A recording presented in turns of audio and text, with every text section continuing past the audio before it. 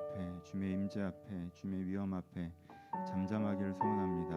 나의 모든 감정과 생각, 시끄러운 것들을 내려놓고 주님께 귀 기울이기를 소원합니다. 주님께서 크고 놀라우신 것을 다시 한번 저희가 믿으며 주 앞에 나아갑니다. 지금 이렇게 예배의 마음으로 나아가는 한 사람 한 사람과 주님께서 찾아와 주시옵소서. 응답하여 주시옵소서. 은혜를 주시옵소서. 오늘도 예배로 저희가 다시 한번 힘을 얻는 귀한 시간이 되게 하여 주옵소서. 성교사님께서 말씀을 전하실 때 각 사람의 마음 가운데서 하나님께서 전하시는 그 말씀이 전달될 수 있도록 예배 가운데 함께하여 주옵소서. 기대하오며 살아계신 예수님의 이름으로 기도합니다. 아멘. 함께 나눌 말씀은 에베소서 1장 3절에서 6절 말씀입니다. 에베소서 1장 3절에서 6절 말씀 제가 봉독해 드립니다. 찬송하리로다. 하나님 곧 우리 주 예수 그리스도의 아버지께서 그리스도 안에서 하늘에 속한 모든 신령한 복을 우리에게 주시되 곧 창세전에 우리 그리스도 안에서 우리를 택하사 우리로 사랑 안에서 그 앞에서 거룩하고 흠이 없게 하시려고 그 기쁘신 뜻대로 우리를 예정하사 예수 그리스도로 말미암아 자기 아들들이 되게 하셨으니 이는 그가 사랑하시는 자 안에서 우리에게 거저 주시는 바 그의 은혜의 영광을 찬송하게 하려는 것이라. 아멘.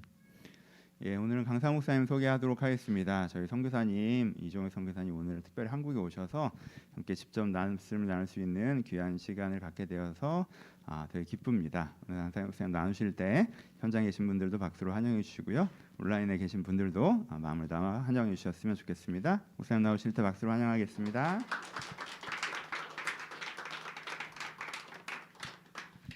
마스크 풀려도 되나요? 원래 풀려지죠? 네.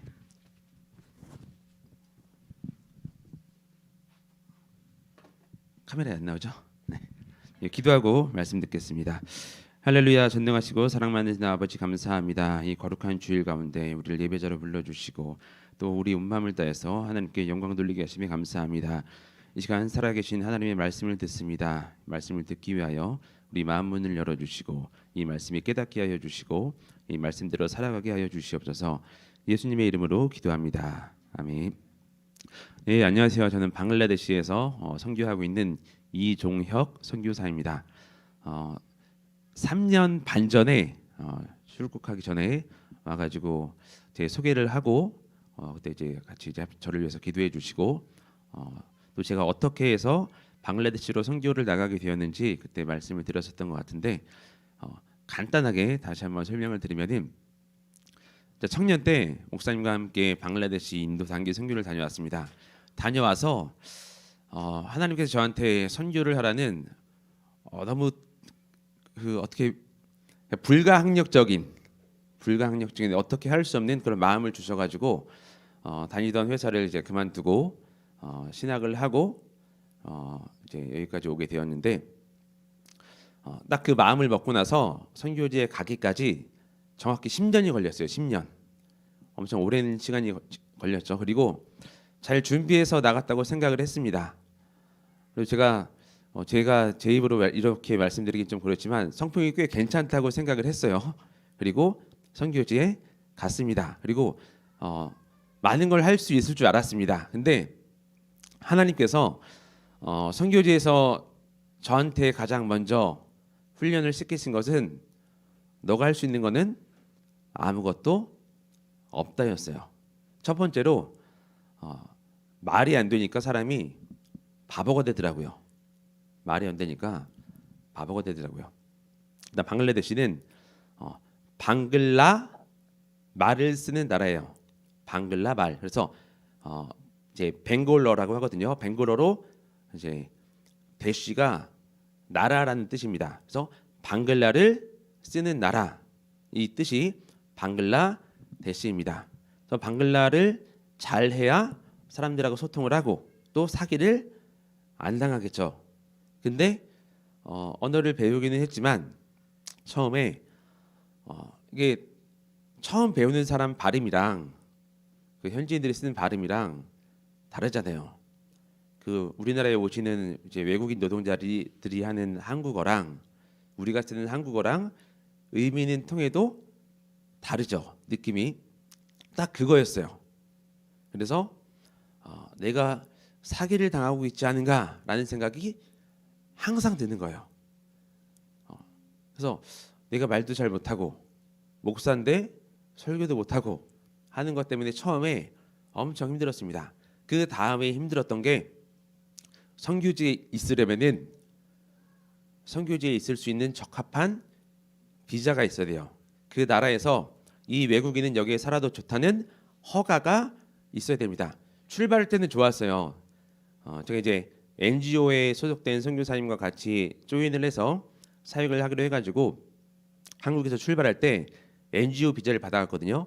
3개월짜리 비자를 받아갔습니다. 3개월짜리 가서 이제 심사를 해가지고 통과가 되면은 최대 5년까지 비자를 받을 수가 있었어요.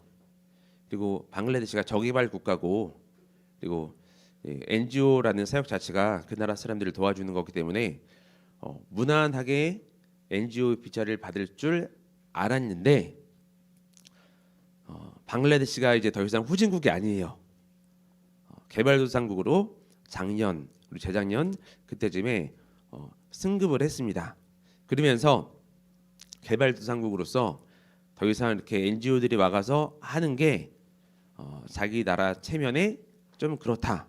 이게 첫 번째 이유고 두 번째 이유가 콕스바잘이란 이제 동네가 있는데 그쪽에 로힝야 난민이라고 혹시 들어보셨나요? 미얀마에서 핍박받던 이슬람 교인 1,200만 명이 그쪽으로 이주를 했거든요. 근데 방글라데시는 그 사람들을 싫어해요. 많이 싫어합니다. 그 사람들 때문에 방글라데시 원래 그곳에 살던 사람들이 너무 힘들어졌어요. 근데 이제 국제의 큰 NGO, 월드비전 같은 큰 NGO들이 계속해서 그 로힝야 난민을 보호해 주는 거예요. 막대한 자금을 쏟아가면서 추방을 하려고 했는데 그 큰 NGO 연합들이 절대 안 된다 해가지고 추방을 못 시켰습니다. 그러면서 이제 NGO 사역을 하는 NGO 직원들한테도 NGO 비자를 잘 내어주지 않게 되었는데 그때가 제가 이제 막 갔을 때였어요. 그때부터 이제 NGO 비자가 문을 닫게 됐는데 한국 대사관에 물어보니까 최근 3년 동안 NGO 비자를 신청했던 사람들 중에서 한국인 기준으로 10%만 NGO 비자를 받았다고 하더라고요. 그래서 처음 출발할 때 3개월짜리 비자를 받아갔는데 1년 동안 무비자로 살았어요. 무비자로 불법 체류를 한 거죠. 보세요. 내가 미국에 가서 아메리칸 드림을 꿈꾸면서 많은 돈을 벌어야 됐다 몰래 돈을 벌어서 한국에 와서 아파트도 사고 아파트 못 사긴 하지만 뭐라도 해야 되겠다 한 게 아니라 저는 하나님이 가라고 해서 가기 싫은데 사실 갔어요. 다른 나라 가고 싶었는데 원래는 이제 방글라를 마음에 품고 설교를 시작했지만 알아보니까 그 가족끼리 가기는 좀 그렇더라고요. 그래서 원래 딴 데 가려고 했는데 그 어떤 선교사님이 방글라데시 선교사가 너무 없으니까 테러가 있었거든요. IS 테러. 꼭 갔으면 좋겠다고 해가지고 바로 마음을 바꿔서 갔거든요. 근데 갔는데 거주할 수가 있어야죠. 불법 체류인 거예요. 마음이 너무 힘들더라고요. 그때 하나님께서 저에게 주신 은혜의 말씀이 나그네였습니다. 나그네. 우리의 본향은 이 땅이 아니라 우리의 본향은 이 세상이 아니라 우리의 본향은 대한민국이 아니라 우리 본향은 천국이라는 것을 그때 저에게 깨닫게 해주셨습니다. 그러니까 선교사는 보니까 항상 나그네예요. 방글라데시에서도 나그네고 사실 제가 출발할 때 한 5년 뒤에나 다시 한국에 와서 좀 쉬다 갈 수 있겠구나라고 생각을 했거든요. 그래서 막 출발하기 전에 저희 누님이랑 막 엄청 울고 저희 어머니도 울고 저도 울고 막 그랬는데 이 비자가 안 나와가지고 해마다 들어오고 있어요. 1년마다. 남은 예수님께는 그동안 이제 코로나 때문에 방문을 못했었는데 한국에 오니까 한국에 와서도 나그네더라고요. 제 집이 없죠. 차도 없죠. 그냥 여기저기 이제 집도 빌려 살고 빌려 살 집이 없으면 이제 교회 우리 파송교회 교육관에서 살고 또 이제 어머니 댁에서도 좀 살고 나그네더라고요. 이거를 몸으로 체험하게 해주셨습니다. 그때 또 깨달은 게 내가 여기서 계속 있을 수 있다고 해서 있을 수 있는 것도 아니고 떠나고 싶다고 해서 떠나는 것도 아니다. 이것을 깨닫게 해주셨습니다. 그래서 저는 그냥 주어진 시간 속에서, 주어진 공간 속에서, 주어진 기회대로 그냥 순종하면서 충성하면서 사역을 하면 되는 거였습니다. 이걸 깨닫고 나서 마음에 평안이 확 몰려드는 거예요. 어떤 선교사님이 저한테 제가 비자 때문에 힘들어하니까 이런 조언을 해주셨어요. 미국 선교사님이 방글라데시 두 번째 도시가 치타국이라는 도시인데 이제 그곳에도 선교사님들이 좀 있거든요. 미국 선교사님 한 분이 너무 힘든 거예요. 방글라데시에 있는 게. 그래서 추방당해야 되겠다 해가지고 방글라데시는 어디 가나 사람이 많아요. 인구가 1억 7천만이고 나라 면적이 우리나라, 그러니까 남한 우리나라보다 조금 더 커요. 우리나라의 강원도 하나 더 부치 크기. 근데 인구가 1억 7천만이에요. 수도에 2,500만 명이 사는데 서울보다 작아요. 그러니까 사람이 어마어마하게 많거든요. 어딜 가나. 근데 그 사람 많은 나라에서도 사람 많은 동네에 가서 공개 전도를 한 거예요. 예수 믿어야 산다고. 왜? 복음에 불타서 그런 게 아니라 추방당하려고 했는데 추방을 안 당했어요. 그러니까 저한테 그 얘기를 해주신 선교사님이 이 선교사가 있고 싶다고 있는 것도 아니고 갈 수 있다고 가는 것도 아니다. 그냥 하나님이 허락하신 만큼 해라. 그리고 또 다른 선교사님은 제가 1년마다 왔다 갔다 하는 게 저도 사실 좀 힘들어요. 한국에 오면 즐겁긴 하지만 힘들거든요. 그러면서 하시는 얘기가 선교사는 불효자인데 하나님이 그래도 좀 효도 좀 하라고 1년마다 왔다 갔다 하게 하시는 거니까 그냥 편하게 갔다 와라. 이렇게 얘기를 해주셨습니다. 그렇게 이제 선교를 하고 있는데 3년이 좀 넘었거든요. 3년이 넘었어요. 이제 3년 3개월째 이제 선교사로서 방글라데시 선교사로서 살아가고 있는데 한 가지 의문이 듭니다. 과연 진정한 선교란 무엇인가에 대한 의문이 듭니다. 저는 지금 방글라데시에서 교장으로 이제 사역을 하고 있어요. NGO 비자는 못 받았지만 그래도 한국에서는 한국 NGO에서는 저를 어쨌든 고용을 해가지고 월급은 없어요. 무보수로 이제 고용을 그 NGO도 어떤 목사님들이 세운 NGO인데 거기서 이제 저를 어쨌든 등록을 해준 거죠. NGO 직원으로. 비자는 지금 이제 학생 비자 받아서 사용을 하고 있고 그래서 1년마다 왔다 갔다 하는 거예요. 그 NGO에 소속된 학교 교장으로서 사역을 하고 있습니다. 초등학교인데 이제 저희 학생들 총 인원수가 한 100명 정도 되고요. 그 중에서 한 80명 정도가 무슬림이에요. 무슬림. 20명 정도가 시골에서 온 부족 기독교인 아이들이 와서 공부를 하고 있는데 제가 한국에 있을 때 이런 교육 사역을 해본 적이 한 번도 없습니다. 회사를 다녔었고 그리고 갑자기 신학을 하고 목사로 살았지 아이들을 가르쳐 본 적이 없어요. 심지어 청년 때 신앙생활을 열심히 한 것도 아니어가지고 주일학교 교사도 그렇게 오랫동안 열심히 해본 적이 없습니다. 근데 교장을 하라고 해서 교장이 됐어요. 뭘 해야 될지 모르겠더라고요. 근데 이제 조금 교장으로서 뭘 해야 될지 알 것 같은데 지금쯤에 드는 의문이 과연 이곳에서 이렇게 하는 게 선교인가라는 의문이 드는 거예요. 기독교 학교로서 인가를 받지 못하거든요. 공개적으로 함께 예배를 드리거나 체프를 드릴 수가 없습니다. 물론 학교 곳곳에 성경 구절을 써놨어요. 단기 선교팀들이 와가지고 페인트 이쁘게 해서 성경 구절 써놓고 주일에는 학교 예배 시작하기 전에 학교 수업이 시작하기 전에 기독교인들끼리 함께 모여서 예배를 드립니다. 그래서 그 모습을 다 봐요. 제가 기독교인인 것도 다 알고 있습니다. 아마 제가 목사인 것도 알고 있을 거예요. 설교하는 모습을 봤으니까. 그러니까 어떤 의미에서는 직접적으로 복음을 전하지 못하니까 간접적으로 복음을 전하고 있는 거예요. 이때 든 의문이 내가 직접 전도를 하지 못하고 직접 복음을 전하지 못하는데 과연 내가 진짜 선교사처럼 여기 살고 있는가라는 의문이 들었습니다. 그리고 전도를 하시는 분들이 있어요. 선교사님들 중에 전도를 하시는 분들이 있습니다. 그러니까 무슬림식으로 전도를 하는 분들도 있고 진짜 기독교 선교사처럼 기독교 색깔을 드러내고 전도를 하시는 분들이 있어요.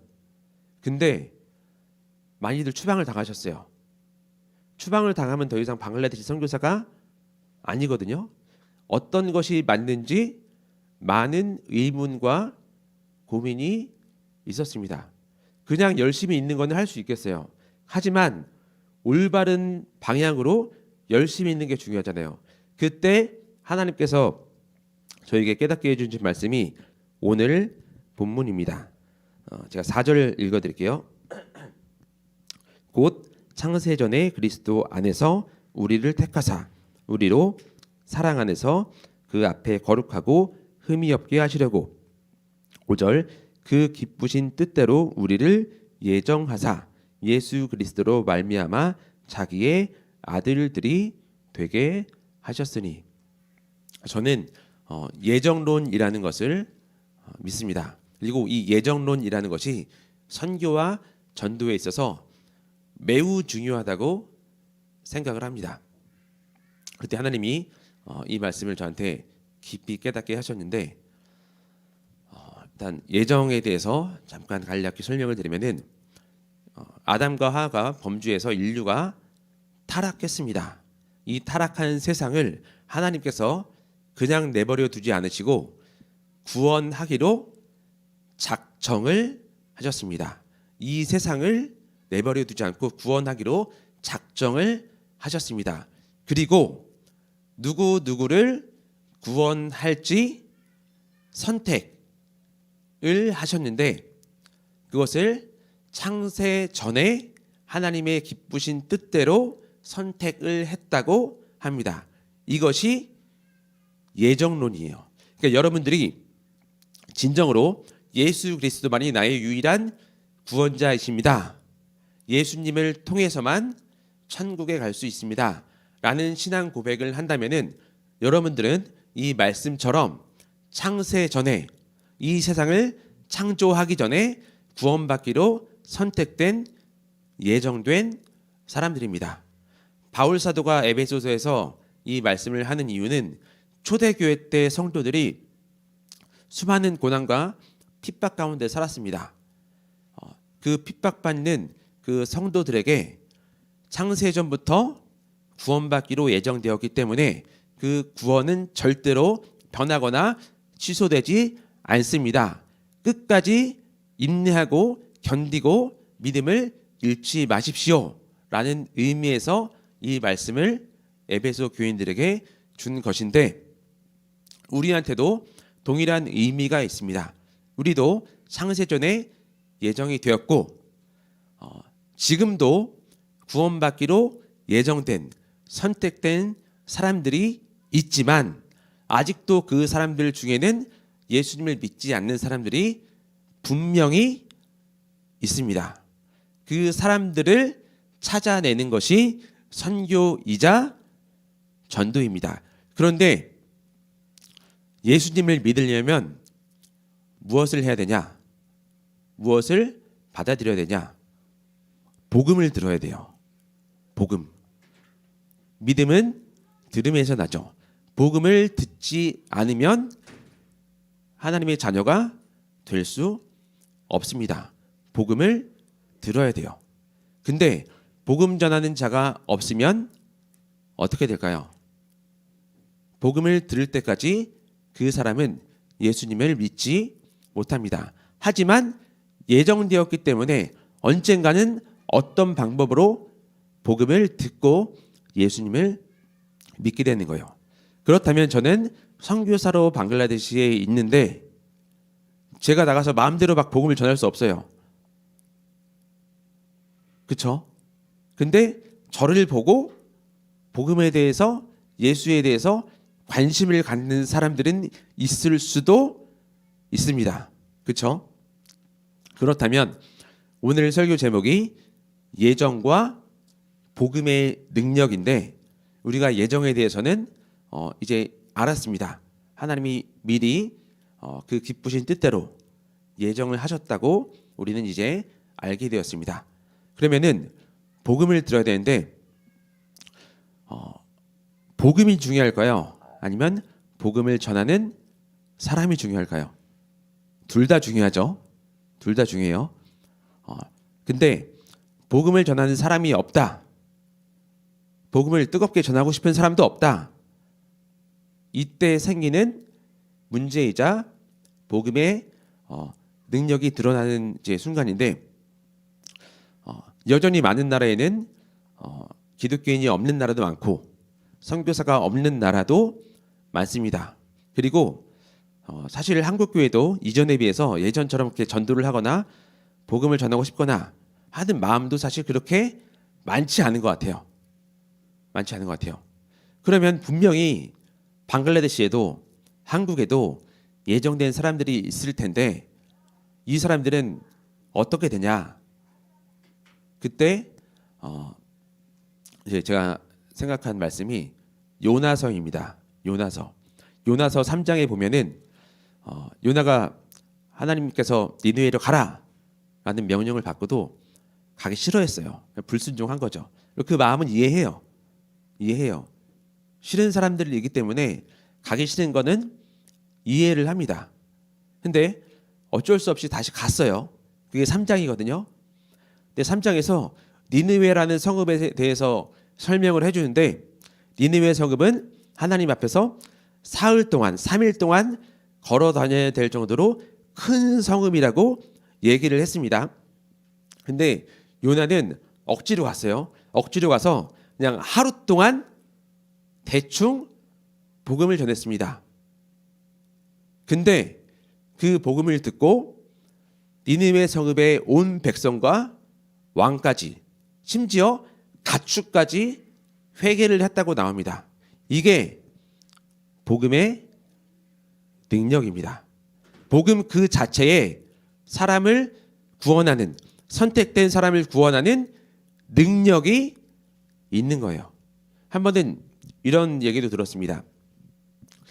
제가 재작년에 방문했던 교회인데 이제 거기서 설교 끝나고 그 교회 집사님하고 식사를 하는데 외모를 보면은 꽤 오랫동안 신앙생활을 한 권사님이에요.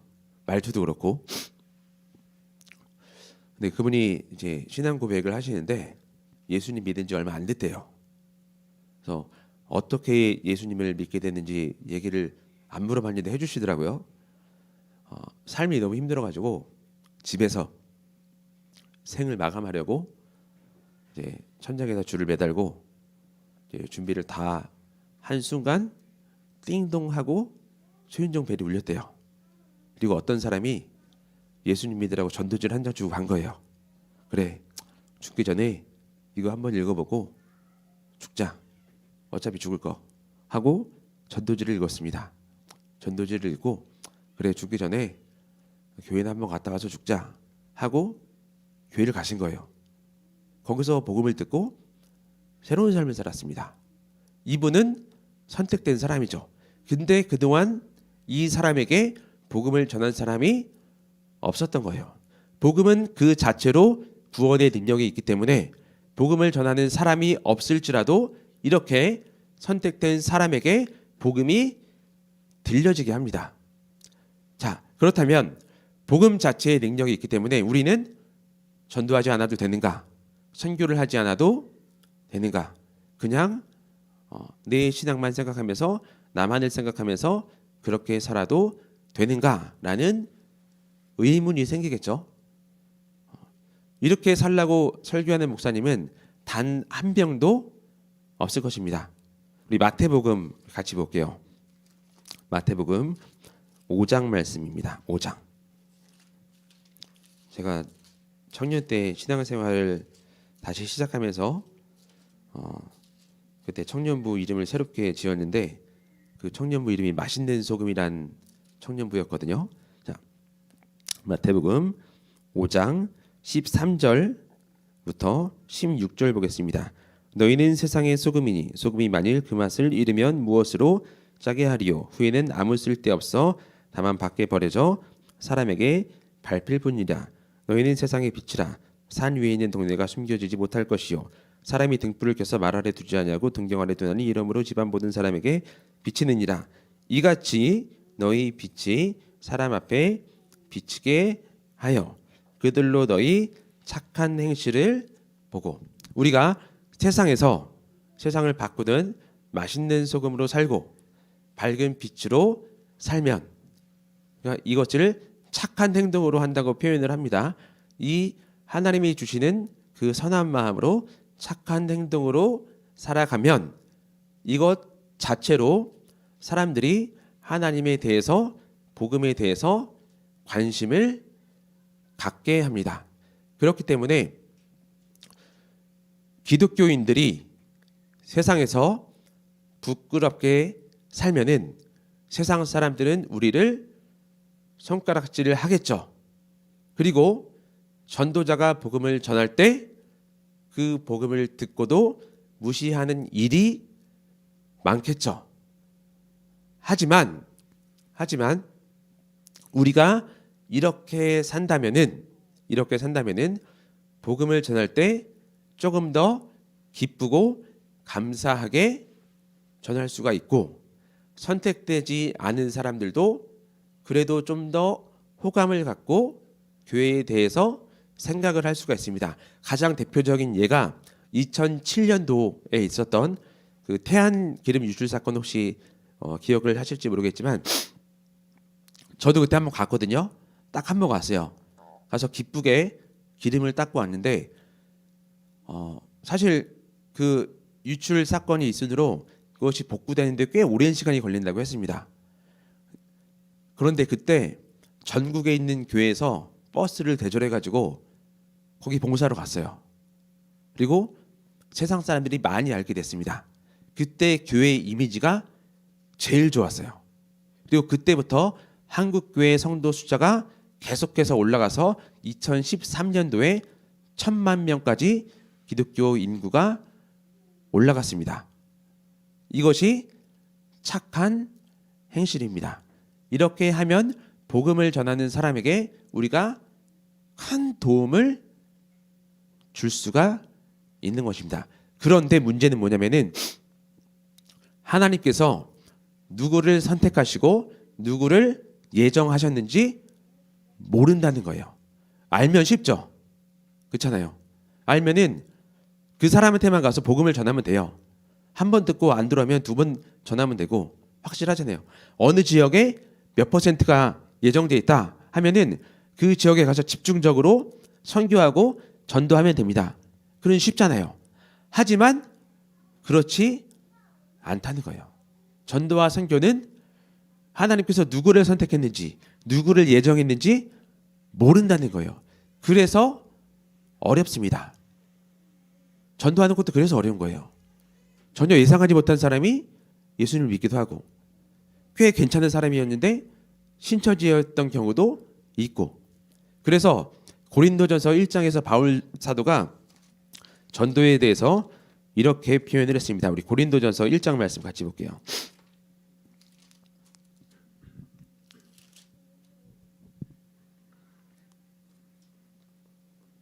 자, 어디 갔죠? 제가 표시를 해놨는데 21절 하나님의 지혜에 있어서는 이 세상이 자기 지혜로 하나님을 알지 못하므로 하나님께서 전도에 미련한 것으로 믿는 자들을 구원하시기를 기뻐하셨도다. 전도를 미련한 것이라고 표현을 합니다. 처음에 이 말씀이 대체 무슨 말씀인가 했는데 알겠더라고요. 전도는요, 미련해요. 미련한 방법입니다. 왜? 통계를 낼 수도 없어요. 확률을 예측할 수도 없습니다. 그냥 하는 거예요.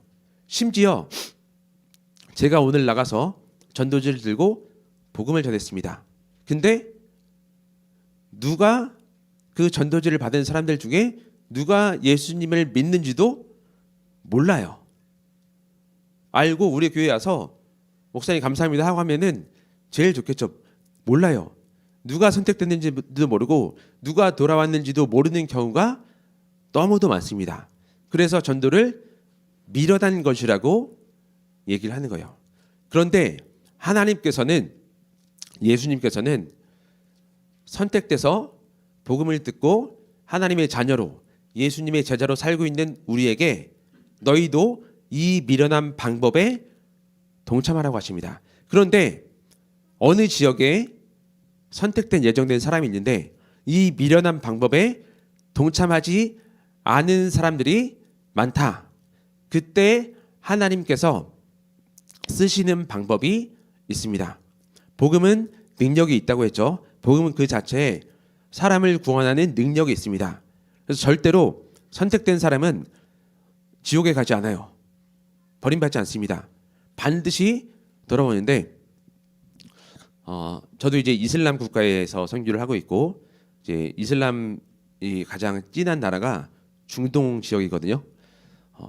그쪽에 선교하는 선교사님들 얘기를 들어보니까 이슬람 교인들 중에도 예수님께 돌아오는 경우가 종종 있습니다. 그런데 어떻게 해서 예수님을 믿게 되었습니까? 라고 물어봤더니 꿈과 환상을 통해서 하나님이 내일 어느 날 어디에 가서 어떤 사람을 만나라 라고 얘기를 했다는 거예요. 그리고 그곳에 가니까 성경을 읽고 있는 선교사님이 있었다고 합니다. 그리고 그 선교사님도 미리 하나님께 언지를 받았대요. 그래서 그 사람이 와서 그 사람에게 복음을 들려준 거예요. 그리고 예수님을 믿게 되었답니다. 이 비율이 정확한 통계는 낼 수 없지만 20%에서 30%예요. 20%에서 30%. 사도행전 10장에 보면은 고넬료와 베드로 사건이 나오거든요. 똑같아요. 고넬료도 환상을 통해서 베드로를 청하라는, 베드로가 어디에 있으니까 거기 가서 베드로를 청하라는 환상을 보았습니다.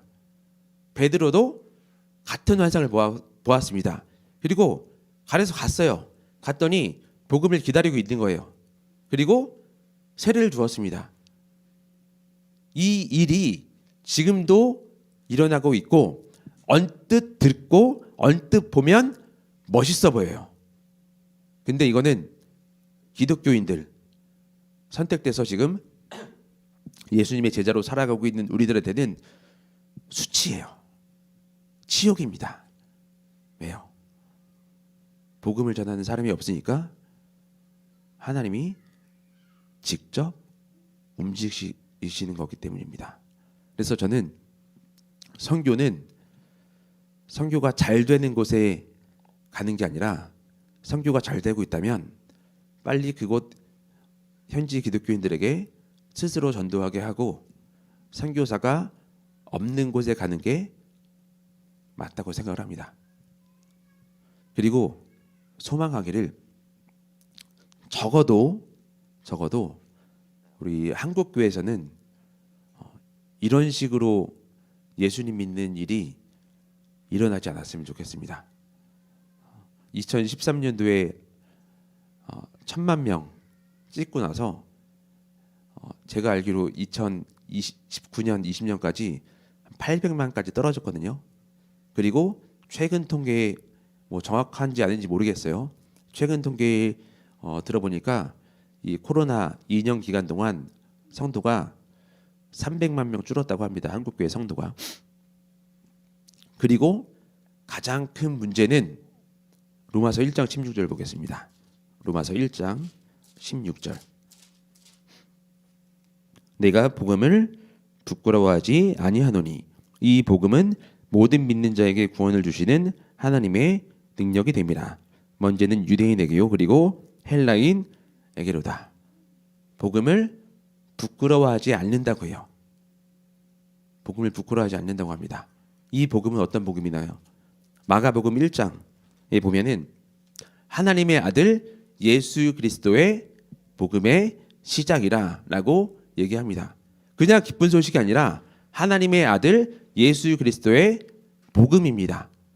우리를 구원하는 기쁜 소식입니다. 근데 바울 사도는 복음을 부끄러워하지 않는다고 했습니다. 왜? 구원하는 능력이 있기 때문에. 근데 교회가 손가락질 당하고 욕을 먹으니까 어느 순간 교인들도, 교회를 다녔던 성도들도 복음을 부끄러워하는 거예요. 바울 사도는요, 심지어 내가 십자가를 자랑한다고 했어요. 십자가. 우리는 지금 십자가를 자랑할 만하죠. 귀걸이도 하고 액세서리 목걸이도 하고. 근데 그 당시에 십자가는요, 사형 도구예요. 우리나라로 치면은 망나니 칼이나 포승줄이나 이런 사형 도구입니다. 근데 그 십자가라는 끔찍한 단어를 바울 사도는요, 자랑한다고 했습니다. 왜? 십자가를 통해서 이 복음의 능력이 실현됐기 때문입니다. 부끄러워하는 게 아니라 자랑한다는 거예요. 근데 우리가 부끄러워하고 나 혼자만 이 복음을 갖고 있으려고 한다면은 결국은 이슬람 국가에 있는 회심한 기독교인들처럼 결국은 꿈과 환상을 통해서 하나님이 역사할 수밖에 없는 거예요. 우리에게 주어지는 상급이라는 것은 없는 겁니다. 다니엘서 12장 3절 말씀 우리 하나만 보고 말씀을 마무리하도록 하겠습니다. 다니엘서 12장 3절. 이 성경 혹시 피셨으면은 같이 읽었으면 좋겠습니다. 시작. 지혜 있는 자는 궁창의 빛과 같이 빛날 것이요 많은 사람을 옳은 대로 돌아오게 한 자는 별과 같이 영원토록 빛나리라. 하나님께서 이 복음의 사역에 동참한 사람들에게 주시는 가장 큰 상급이라고 생각을 합니다. 하늘의 별과 같이 영원토록 빛날 것이요. 이런 칭찬이 우리 모두에게 있었으면 좋겠습니다. 그리고 동일하게 저에게도 있었으면 좋겠습니다. 하나님은 우리한테 얼토당토하는 명령을 주신 게 아니라 예수님 우리에게 얼토당토하는 곳에 가서 뭘 하라는 게 아니라 정해 주셨어요. 우리 삶의 바운더리 안에서, 삶의 경계 안에서 하라고 정해 주셨습니다. 그 누가복음 15장 8절에서 10절에 잃은 드라크마의 비유가 나오거든요. 한 여인이 드라크마 하나, 동전 하나, 은화 하나를 잃어버렸거든요. 근데 그 은화 10개를 목걸이로 만들어 가지고 예비 신부에게 주는 거예요. 예비 신부에게. 그래서 결혼할 때까지 그걸 갖고 있어야지 결혼을 할 수가 있습니다. 근데 잃어버렸어요. 어디서 잃어버렸냐면은 자기 집에서 잃어버렸어요. 그 말은 열심히 노력하면 찾을 수 있다는 거예요. 바다에서 잃어버린 게 아니에요. 어느 대로변에서 잃어버린 게 아닙니다. 모래밭에서 잃어버린 게 아니에요. 자기 집에서 잃어버렸습니다. 물론 지금 집처럼 좋지는 않겠죠. 창문도 없을 수도 있고 바닥도 이렇게 타일에 깔려있지 않았을 겁니다. 그래서 등불을 켜고 빗자루질을 하면서 찾아내서 너무 기쁜 나머지 친구들을 불러서, 친척들을 불러서 잔치를 벌였다고 합니다. 그 은화 하나 가치가 지금 한국 시세로 하면은 한 10만 원이에요. 노동자 하루 품삯. 잔치를 벌이면 훨씬 많은 돈이 들겠죠.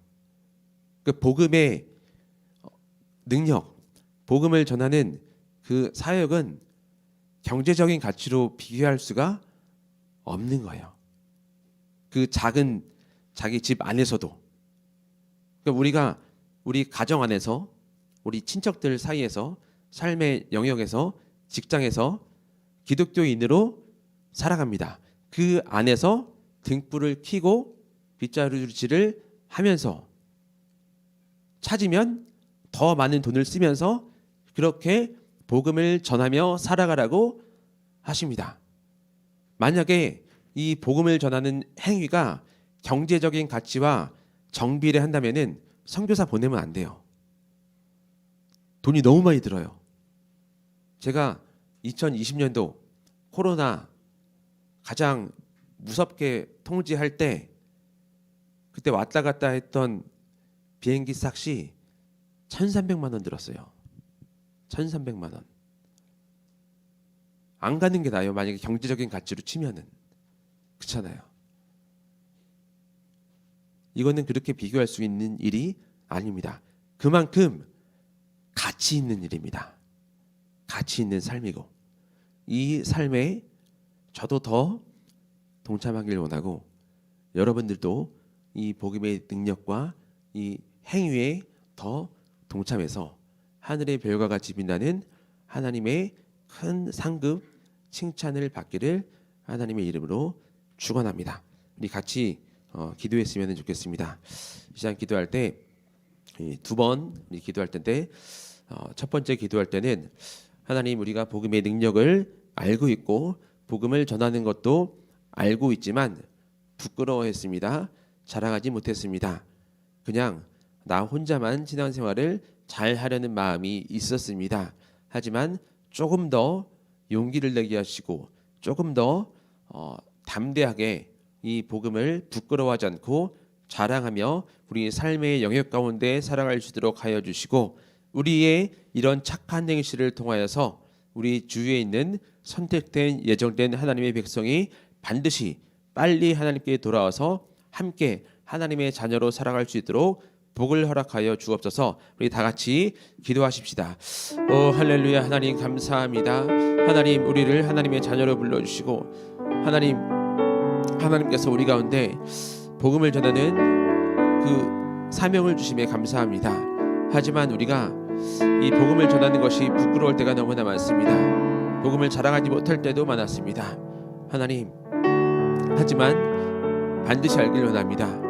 복음에는 선택된 하나님의 백성을 구원하는 능력이 있음을 반드시 알길 원합니다. 하나님 이 거룩한 사역에 우리가 동참하게 하시고 경제적인 가치로 생각하지 않도록 하여 주시고 우리 삶의 영역 가운데서 반드시 밝은 빛으로 맛있는 소금으로 살아나가서 하나님 이 빛을 보고 많은 사람들이 하나님께 돌아오게 하여 주시옵소서. 선택된 예정된 하나님의 백성이 이 복음을 듣고 반드시 하나님께 돌아올 수 있도록 하나님 불쌍히 여겨 주시옵소서. 빨리 돌아와서 함께 이 귀한 사역 가운데 동참할 수 있도록 하여 주시옵소서. 바울 사도는 십자가를 자랑하고 복음을 부끄러워하지 않는다고 했습니다. 하나님 우리 또한 십자가를 자랑하고 복음을 자랑케 하여 주시옵소서. 우리 한 번 더 기도할 때 우리 방글라데시를 위해서 기도해 주셨으면 좋겠습니다. 방글라데시 상황을 간단히 설명을 드리면은 인구 1억 7천만 중에 90%가 이슬람 교인이고 한 6, 7%가 힌두 교인, 기독교인들은 0.2%에서 4%, 0.4% 정도 됩니다. 그리고 대부분의 기독교인들이 신앙이 매우 약하고 이슬람 교인들을 매우 두려워하면서 그렇게 살아가고 있습니다. 심지어 선교사 숫자 또한 계속해서 줄어가고 있습니다. 서양 선교사님들은 이미 많이 철수를 했고 한국 선교사님들도 숫자가 많이 줄었고 그리고 더 이상 새로운 신임 선교사들이 오지 않고 있습니다. 방글라데시로 해서 기도할 때 하나님 방글라데시 그 큰 나라 가운데 선택된 하나님의 백성이 있다면은 반드시 복음을 듣고 주께 돌아오게 하여 주시고 또 그곳에 있는 기독교인들 믿음이 더욱더 견고하게 하여 주시옵소서. 그들 스스로 전도하게 하여 주시고 복음의 능력을 알고 더 이상 이슬람 교인들에 대해서 두려워하지 않도록 용기를 허락하여 주옵소서. 우리 다 같이 기도하겠습니다. 하나님 이 시간 우리 방글라데시를 위해서 기도하며 나아갑니다. 하나님 방글라데시의 기독교 현황이 좋지 않습니다. 그 상황 또한 좋지 않습니다. 하나님 그러나 그들을 위해서 기도합니다.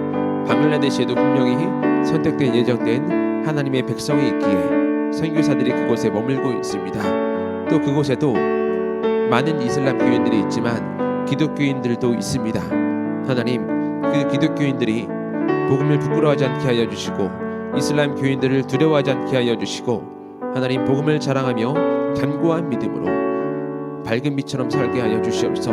그들도 복음을 전하며 전도하는 삶을 살게 하여 주시옵소서. 하나님, 또 계속해서 선교사 숫자가 줄고 있습니다. 하나님께서 반드시 그곳에 보내려고 하는 사람들이 있사오니 그 마음 문 열어주시고 감사한 마음으로 기쁜 마음으로 그 선교 현장에 나아가서 그들 가운데 선택된 예정된 하나님의 백성을 전도의 미련한 방법으로 찾아낼 수 있도록 하나님께서 도와주시옵소서. 하나님, 우린 연약하기에 우리 스스로 구원의 방법을 찾을 수가 없습니다. 그래서 우리에게 복음을 들려주시고 하나님의 자녀가 되게 하셨습니다. 그리고 창세 전에 우리를 선택하셨다고 하셨습니다. 하나님, 창세 전에 선택하셨지만 여전히 복음을 듣지 못하고 예수님의 제자가 되지 못한 자들, 하나님의 자녀가 되지 못한 자들 분명히 있다고 우리가 믿으며 이제는 복음을 부끄러워하지 않고 십자가를 자랑하며 복음을 전하게 하여 주시옵소서. 전도의 미련한 방법으로 우리가 나아갑니다. 너무나 힘들고 너무나 두렵고 지치지만 그 방법으로 하라고 하셨사오니 전도의 미련한 방법으로 선택된 예정된 하나님의 백성을 우리가 찾게 하여 주시옵소서. 그리고 그렇게 했을 때 우리를 하늘의 별과 같이 영원토록 빛나게 하겠다고 하신 그 하나님의 사랑을 누리게 하여 주시옵소서. 우리 삶의 영역 가운데서 이렇게 살라고 하셨습니다. 우리 삶의 영역 가운데 맛있는 수고물으로 밝은 빛으로 살게 하여 주시옵소서. 방글라데시에도 선택된 백성들이 있습니다. 그들을 위해서 선교사들이 그곳에서 살아가고 있사오니 하나님, 그 선교사님들을 축복하여 주시고 또 더 많은 선교사님들이 그곳에 가서 하나님의 백성을 찾아내게 하여 주시옵소서. 방글라데시의 기독교인들도 담대한 믿음으로 신앙생활하게 하여 주시옵소서. 예수님의 이름으로 기도합니다. 아멘.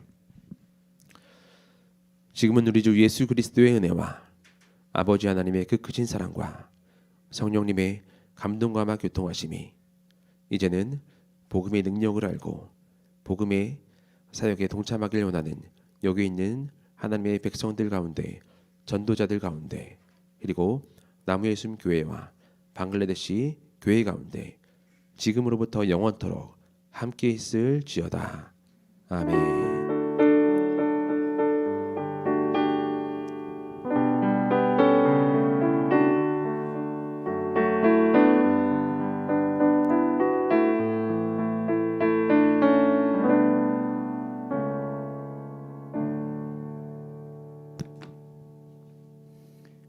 여기 계신 선교사님께 다시 한번 감사의 박수 드리겠습니다. 감사합니다. 예, 광고 말씀드리겠습니다. 예. 그냥 설교 소감 간단하게 첨언을 좀 하면 그래 저희가 이렇게 그러니까 선교사님이랑 저랑 신학적으로는 완전히 반대쪽에 계신 분이에요. 그래서 저는 왼쪽 끝에 있고 선교사님 오른쪽 끝에 있다고 볼 수 있습니다. 정말 반대쪽에 계신 분인데, 근데 이 선교사님 설교를 그래서 여러분들도 저보다 신학 성향이 좀 비슷하실 수 있으니까, 근데 이 설교를 좀 정말 마음에 담고 꼭 들어주셨으면 하는 얘기가, 오늘 선교사님의 설교가 저희 성향, 저의 신학적 성향의 가장 큰 문제점을 드러냅니다. 저희 신학적 성향의 가장 큰 문제가 뭡니까? 전도예요.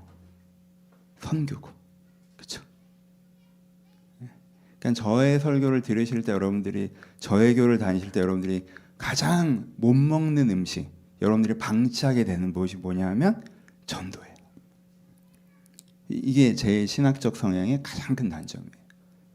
그래서 근데 한국 교회는 영혼의 빚진 교회입니다, 그렇죠? 한국 교회는 선교사들에 의해서 세워진 교회예요. 그 역사가 100년, 200년밖에 안 된 교회예요. 그럼 우리가 그 선교의 빛으로 그리스도 안에 있는데, 그럼 우리가 그 다음에 전도와 선교에 무관심해진다. 이것이 우리한테 사실은 큰 맥락적 문제가 있잖아요. 여러분들 이 부분에 대해서 선교사님 설교가 너무 귀한 기회란 걸 알고, 왜냐하면 정말 감사한 건 1년 360일 저희 교회 제 설교 들어봐야 전도 설교를 한 번도 안 해. 여러분 오늘 너무 귀한 설교 들으신 거예요. 저희 교회 다니시는 온라인 선교 메인으로 저희 설교를 들으시는 분은 여러분들이 꼭 필요한 설교를 들으셔서 너무 개인적으로 좋다는 생각이 있고, 저도 정말 선교사님 말씀 들으면서 되게 도전됐던 부분이 이게 학교 교장 선생님이 계세요. 그러니까 사실은 사역하시는 데는 전혀 문제가 없어요. 교장 선생님이 이렇게 무슬림 아이들과 그리스도 아이들을 이렇게 양육하고 있는 역할들을 하시는 거잖아요. 제가 이제 선교사님 정말 선교사로서 사랑하는 마음이 드는 게, 내가 거기 있다면 어떨까라고 하면요, 전 거기 있으면 그냥 별로 걱정 안 할 것 같아요. 저 같은 사람을 갖다 놓으면 그냥 무슬림 애들이건 기독교 애들은 그냥 애들을 사랑해주고 애들 이뻐해주고 잘 놀아주고 막, 그쵸? 그리고 애들이 예수를 믿거나 안 믿거나 별로 큰 관심 없고 그쵸? 성장이 그렇게 그 자리에 계셔도 그 사역만 해도 되시는데, 내가 복음을 전하고 있나, 내가 선교사로 왔는데 나를 더 영원히 구원되고 있나, 이 마음에 짐을 지고 씨름하고 계신 거거든요. 이렇게 저런 사람이 선교사로 있다는 게 너무 고마운 마음이 드는 방면인 것 같습니다. 그래서 그 부분에 대해서는 저도 정말 겸손하게 오랜만에 정말 들었던 것 같습니다. 여러분, 최근에 어떤 친구가 회사에서 자기가, 최근은 아닌가? 자기가 자기 교회 온라인 설교에 관심을 가져서 자기 교회에 대해서 물어보길래 안 가르쳐줬다고, 우리 교회 올까봐. 회사 사람들 교회에서 보니까 불편해서 제가 그 얘기를 듣고, 그래 회사 사람들 교회에서 보면 불편하지라고 얘기했는데, 제가 선교사님 오늘 말씀을 듣고 제가 그래서 우리가 이렇습니다, 여러분. 이렇습니다. 정말 여러분 마음에 처음에 한번 생각해 보셨으면 좋겠어요. 내가 전도라는 단을 잊고 살지 않았는지. 그래서 내가 한국 교회가 이렇게 위축되는 게 안타까움은 넘지 한번 해서 여러분들의 이 큰 중심에서 다시 한번 이 말씀 여러분들 들었으면 좋겠다. 또 너무 좋은 기회라 여러분들에게 꼭 좀 더 잘 전달되고 싶은 마음에 첨언을 좀 했습니다. 선교사님 다시 한번 감사드립니다. 감사드리고요.